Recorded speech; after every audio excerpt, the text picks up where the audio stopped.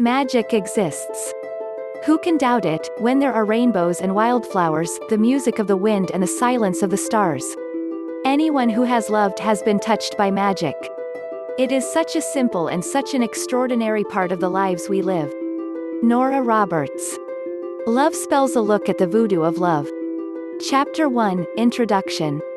Love is undoubtedly one of the best feelings that a person can ever experience in his or her life. This strong emotion can uplift a tired soul, and give joy and hope even to those who are already starting to lose faith in themselves. It is that wonderful feeling that puts you in cloud nine and makes you want to start dreaming of things, like forever and happy ever after. Love is that thing that you read in fairy tales and wish that it will also happen in your own life. It is about finding your Prince Charming or Miss Right and spending the whole eternity with that one person who has touched your heart. Love is the very thing that makes the world go round and makes the whole ride a lot more fun and enjoyable. And for some, love is simply that magical feeling that takes you to an entirely different realm where only you and your special someone exists. Unfortunately, not all of us have been lucky enough as far as love is concerned, and this is the very reason why love spells exist. Love spells, an overview. Love spells are actually the magical formulas that have been specially designed in order to find, draw, bind, attract, or even induce love. These spells are entirely different from sex magic, or spelled as magic. The love spells in particular are aimed to procuring or producing love, while sex magic, on the other hand, makes use of sexual emotions and love at times in order to bring about that desired results that can or cannot be associated to love in any way. For instance, tantric magic aims to accomplish the union with a god and is related to the enlightenment state. Meanwhile, love spells are more concerned in making a person fall in or out of love with another person. Sorts of love spells. There are actually no sorts of love spells. Just like the usual spells, the love spells can also range from those simple incantations up to the complicated magical rituals. Love spells can range from something like a prayer to that heartfelt wish. Also, love spells can be talismans, amulets, sigils, voodoo dolls, mojos, fetishes, wangas, powders, potions, and filters. In fact, love spells can take just about any form that you can think of. Purpose of love spells.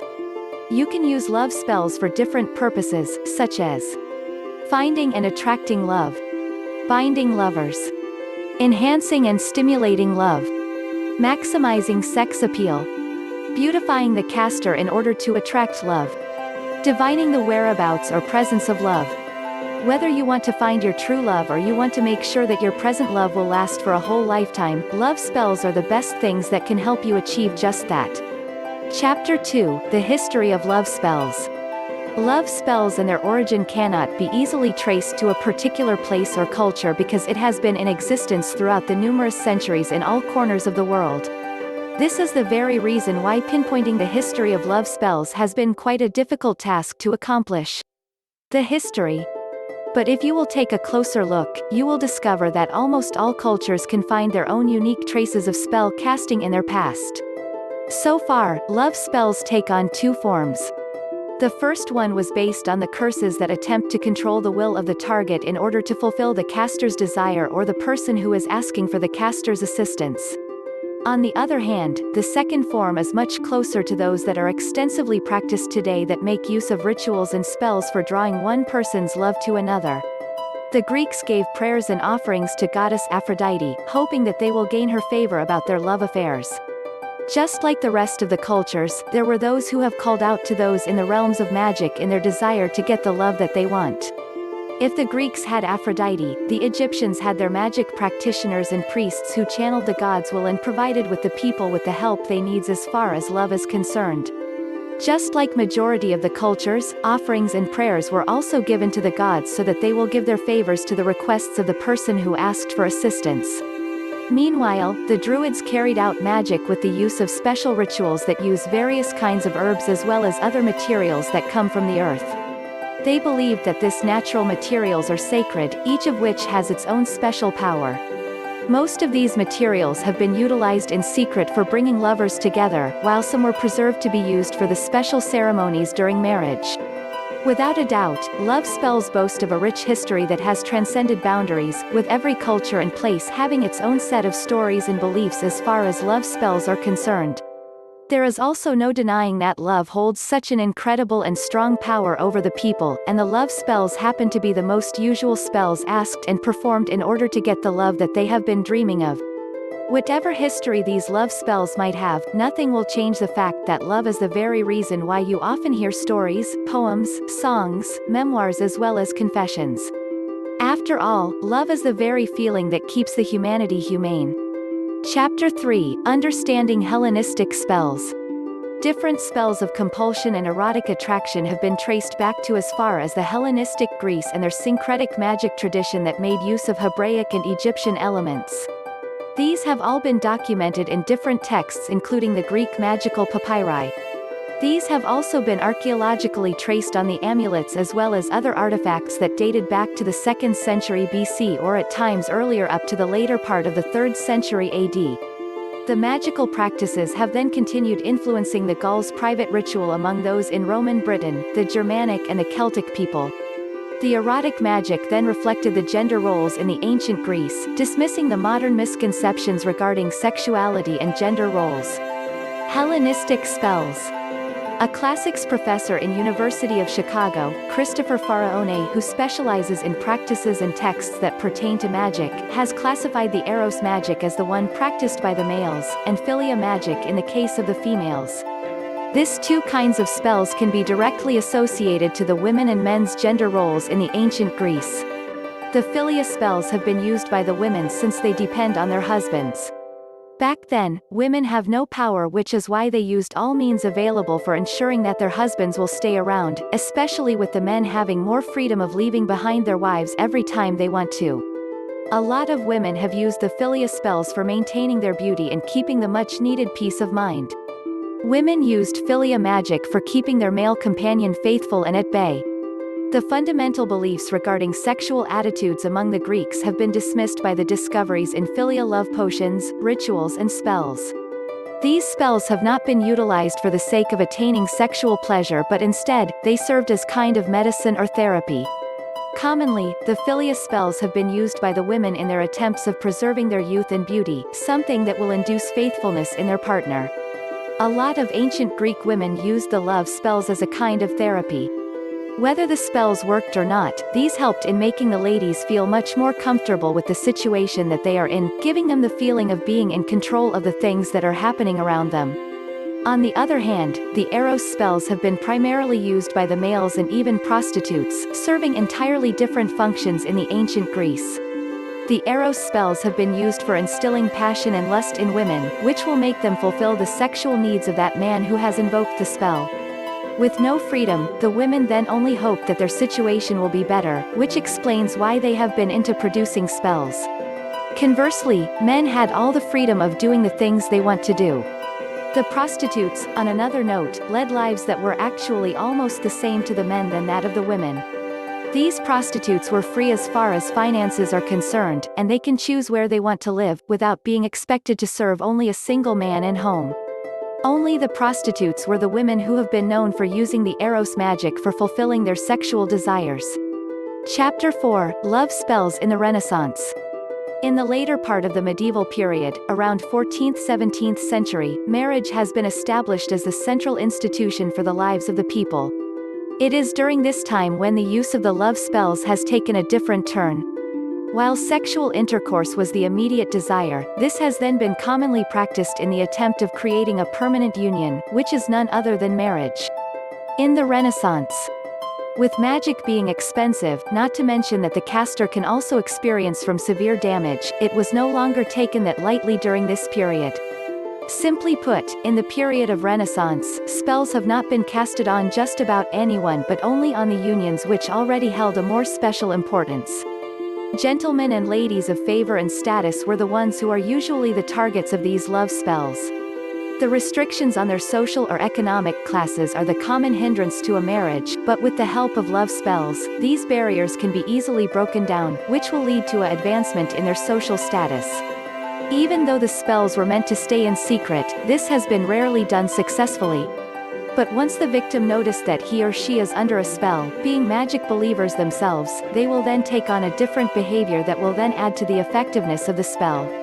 In a way, it has become a means of communicating a person's desire that is important in the concept of love spells, as this gives timid persons the courage to approach those who seem unapproachable.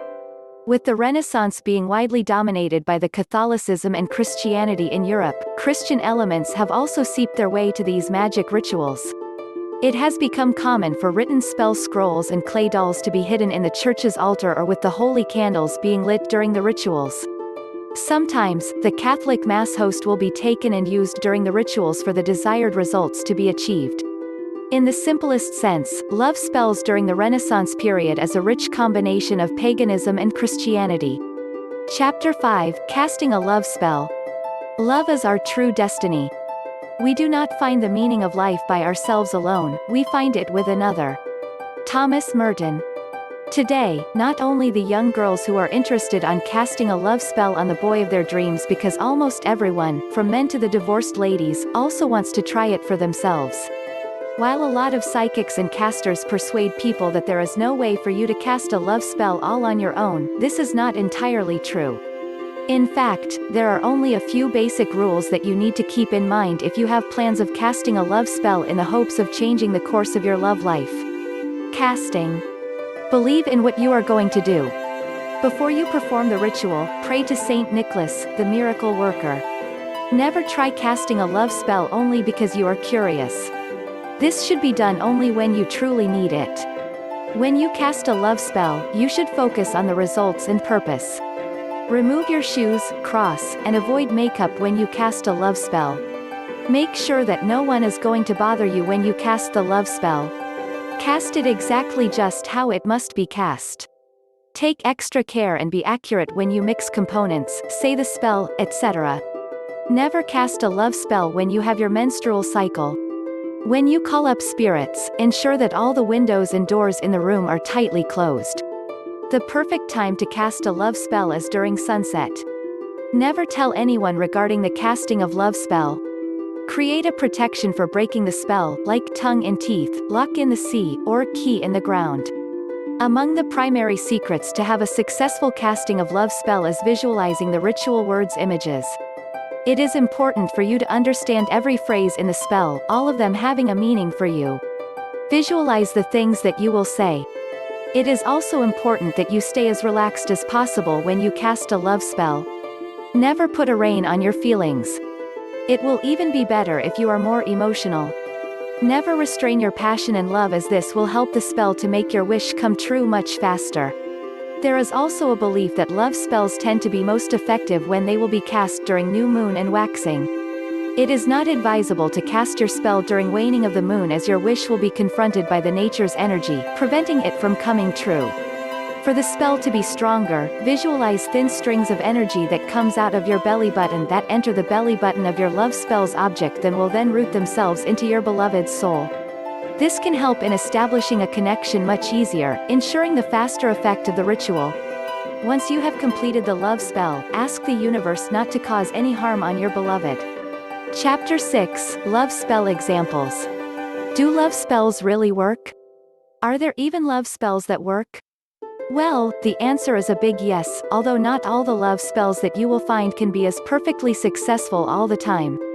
The truth is, it takes practice, time, and lots of patience for you to find that will work. These love spells have been intended to be put to use when you are searching for a brand new love of your life. In case you are searching for a spell that can help you get your ex back, or you need a spell to make your lover return, there are several love spell examples that you can try that will best suit your purpose. Examples. Perfect partner candle spell. Nothing is even more romantic than casting a love spell using candles. You will not be lighting the candles during the initial part of the spell, but when the right time comes, you will see their flickering flame. When casting this spell, stay away from focusing on a single person or mentioning any name. The supplies that you will need include 1 white candle, 1 candle of your favorite color, candle holders for every candle, pink chalk, red or pink cloth. If your house does not have an altar space, you have to look for and set up a clear space since several days will be needed for the spell to take effect. Hold the white candle and think of the qualities you are looking for in a partner. Say these out loud as you concentrate on the candle which represents your future lover. Then, get the colored candle and think of the qualities that you like to bring into this brand new relationship, with this second candle representing yourself. Spread the pink cloth, then settle the two. To be continued. Please subscribe to this channel for more daily uploads and comment what you think in the comment section below.